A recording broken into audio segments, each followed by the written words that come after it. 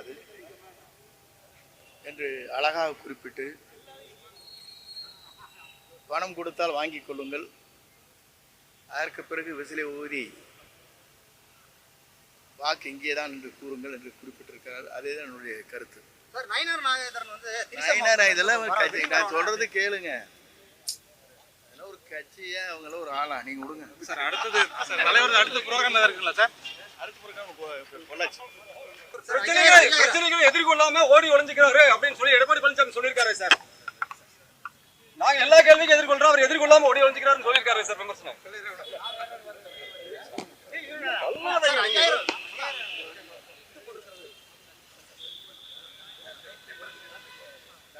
குறிப்பிட்டிருக்கிறார்கள். பணத்தை கொடுத்து யாரிடத்தையும் மக்களிடத்திலே வாக்கு பெற இயலாது என்று அழகாக குறிப்பிட்டு, பணம் கொடுத்தால் வாங்கிக் கொள்ளுங்கள், அதற்கு பிறகு விசிலை ஊதி வாக்கு இங்கேதான் என்று கூறுங்கள் என்று குறிப்பிட்டிருக்கிறார். அதேதான் என்னுடைய கருத்து.